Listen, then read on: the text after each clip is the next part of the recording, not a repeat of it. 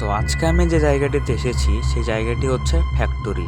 এই ফ্যাক্টরি প্রায় 90 বছর ধরে বন্ধ আছে। আমি অনেক পুরনো ইতিহাস বই থেকে জানতে পারি যে এখানে মাঝে মাঝেই অনেক প্যারানর্মাল অ্যাক্টিভিটিস ঘটে। আমি এই জায়গাটি ঘুরে ঘুরে দেখছিলাম, তখন এই পাইপ দিয়ে বের হওয়া ধোঁয়ার দিকে আমার চোখ যায়। তখন আমার মনে প্রশ্ন জাগে, এই ধোঁয়া কোথায় থেকে আসছে? এই ফ্যাক্টরিটি তো প্রায় 90 বছর ধরে বন্ধ আছে, তাহলে এই ধোঁয়া কোথায় থেকে বের হচ্ছে? তারপর আমি এই ধোঁয়ার রহস্য জানার জন্য ফ্যাক্টরির ছাদে নামি।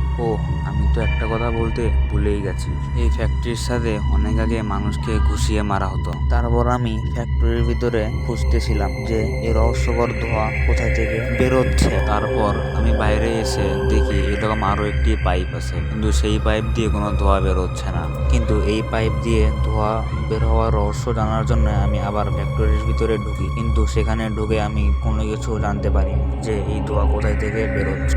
তারপর আমি এই জায়গাটি আরো ভালোভাবে পর্যবেক্ষণ করছিলাম। তখন উপরে এসে আমি কোনো একটা মেয়ে মানুষের হাসি শুনতে পাই।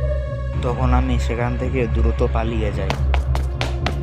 আমি এখানে একা থাকতে ভয় পাচ্ছিলাম, তাই এখানে আমি আমার একটি সঙ্গীকে ডাকি। তারপর আমার সেই বন্ধুটি উপরে যায় সেই শব্দ শোনার জন্য, কিন্তু তখন সে সেই শব্দটি শুনতে পারে না। তারপর আমরা দুইজন বাইরে আসি। তখন আমরা দেখতে পাই এখানে কয়েকটি বড় বড় ট্যাঙ্কি। তখন আমি ট্যাঙ্কিতে অদ্ভুতভাবে কিছু দাগ দেখতে পাই। দাগগুলো দেখে মানুষের রক্ত মনে হচ্ছিল।